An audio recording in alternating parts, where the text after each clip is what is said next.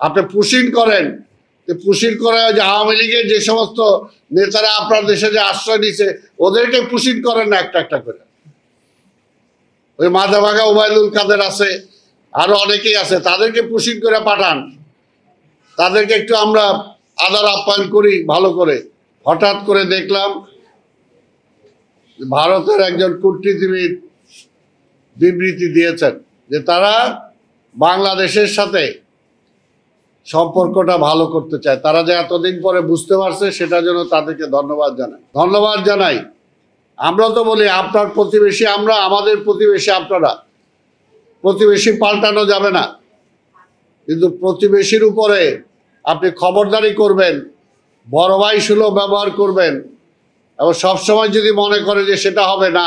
ওই আধিপত্যবাদী সরকারের পক্ষে যারা আপনাদের এখানে রাজনীতি করে, শেখ হাসিনার মতো যারা আছে তারা সেটা সহ্য করতে পারে, বিএনপি কখনো সহ্য করে নাই, এবং যারা জাতীয়তাবাদী রাজনীতি করে তারা কখনো সহ্য করবে না। এই কারণে বলবো যে আপনাদের শুভবুদ্ধি উদয় হোক। আপনারা সীমান্তে চান যে আপনাদের ওইখানে বিচ্ছিন্নতাবাদী আন্দোলন হবে না, সেটার জন্য আপনারা গ্যারান্টি চান, তাহলে আমরাও তো গ্যারান্টি চাই। আজকে পাহাড়ে কেন আপনারা উত্তেজনা সৃষ্টি করছেন? কাদেরকে সহযোগিতা করতেছেন? কাদেরকে অস্ত্র দিতেছেন? কেন দিতেছেন? আবার যদি আপনাদের বেলায় সেখানে কিছু হয় সেটা আবার বাংলাদেশকে দোষারোপ করবেন। কাজেই সম্পর্কটা সমানে সমান হবে। আপনি আমার ভালো চাবেন, হ্যাঁ আপনি বলেন, আজকে শুনলাম যে আপনারা বলেছেন যে ফ্যাসিস্ট শেখ হাসিনা সেখানে আশ্রয় নিয়েছে, সে যাতে বাংলাদেশের বিরুদ্ধে কোনো বক্তব্য না দেয়, সেটা তো এনশিওর করার দায়িত্ব আপনাদের। আর নাহলে তাকে বাংলাদেশি সরকারের কাছে হস্তান্তর করেন, তো আসামি, সে তো বাংলাদেশে গণহত্যার আসামি। কাজে বাংলাদেশে তাকে আপনার সরকারের কাছে আপনারা তাকে হস্তান্তর করেন, আর না হলে দেওয়া হচ্ছে সেগুলো বন্ধ করেন।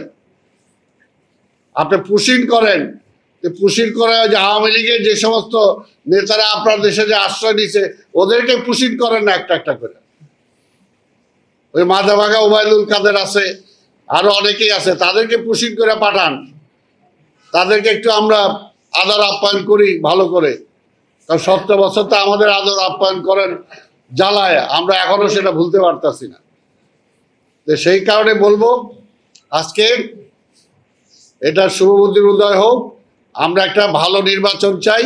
এই নির্বাচন কোনোভাবেই ওই আপনার দেশ থেকে ঠিক করে দিবেন কে নির্বাচিত হবে, ওইটা হবে না। এই কারণে আপনি গোসা করলেও কিছু আসা যায় না। আমাদের দেশ আমরা ঠিক করব, জনগণ ঠিক করবে এই দেশ কারা পরিচালনা করবে, এই দেশের রাষ্ট্র ক্ষমতায় কারা থাকবে। যুদ্ধ করে দেশ স্বাধীন করছি, রক্ত দিয়ে দেশ স্বাধীন করছি, আপনাদের মতো ভাগ বাটোয়ারা করে দেশ স্বাধীন হয় নাই।